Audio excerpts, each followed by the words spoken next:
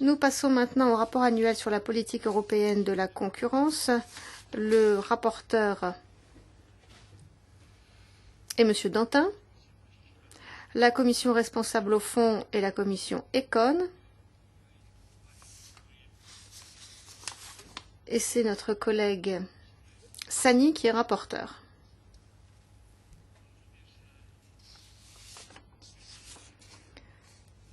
Je vais sans plus tarder donner la parole à Monsieur Dantin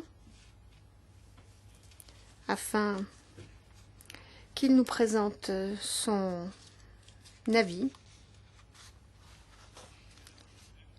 en tant que spécialiste des marchés. Il sera tout à fait en mesure de nous présenter ce thème. Je vous en prie. Merci, Monsieur le Président.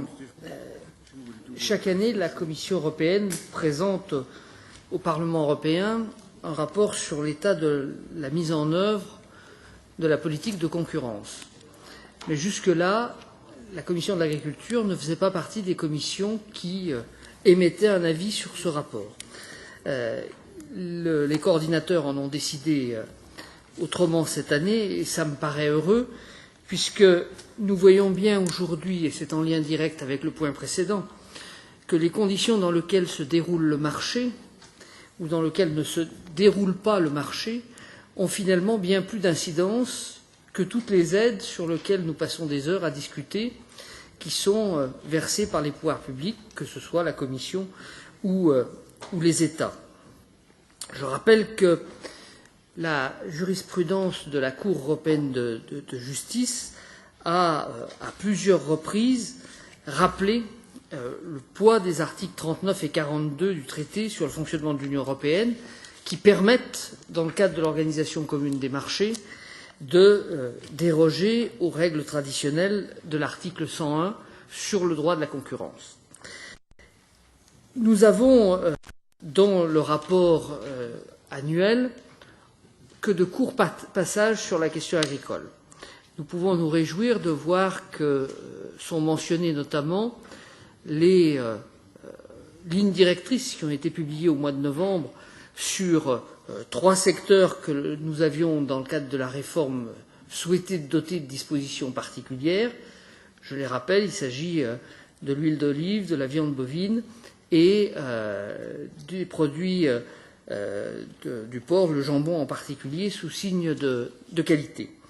La Commission, dans son rapport, fait aussi état des enquêtes qui ont été ouvertes sur quelques sujets, suite d'ailleurs à la crise du lait et à des premiers mouvements d'organisation agricole.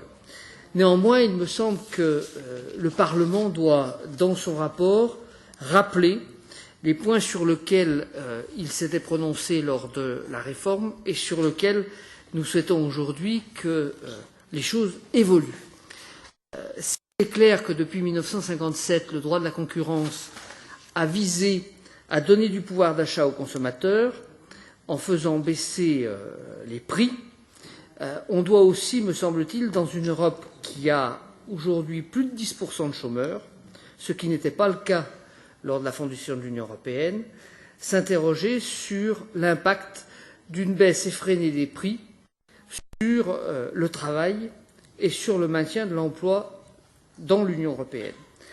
Aujourd'hui, après le textile, après différents secteurs, c'est bien l'agriculture qui est concernée par cette question-là et il me semble que nous devons, au niveau du Parlement et au niveau de la Commission, nous interroger sur les inflexions qui peuvent être données aux règles fondamentales qui ont été en vigueur depuis maintenant près de 60 ans. Je pense que l'expérience des lignes directrices qui ont été publiées sur 3 secteurs et qui ont clarifié les enjeux pour les praticiens doivent nous servir d'exemple et peut-être, ça fait partie des propositions que nous aurons à soumettre au commissaire dans le cadre de l'acte horizontal qu'il veut nous proposer pour corriger les imperfections de la dernière PAC, nous devrons proposer d'étendre les lignes directrices aux autres secteurs qui demandent une clarification. Car aujourd'hui, il faut être clair, dans un grand nombre de pays européens, notamment dans cette période de crise, les méconnaissances du droit de la concurrence entraînent une certaine frilosité des acteurs pour s'organiser. Or, je fais référence à la crise qui semble avoir trouvé une issue ce matin entre un industriel laitier en France et les producteurs de lait, la question du poids des producteurs dans la chaîne alimentaire est une vraie question. Notre collègue McGuinness, dans son rapport, a aussi pointé la question du rapport entre les transformateurs et la grande distribution. Cette question, dans notre fonctionnement européen, échappe à la Commission de l'agriculture, mais je pense que nous devons continuer ensemble, avec la Commission compétente, à travailler pour améliorer le fonctionnement de la chaîne alimentaire. C'est à ce prix-là que nous rendrons du pouvoir d'achat aux agriculteurs et que nous maintiendrons une agriculture performante en Europe.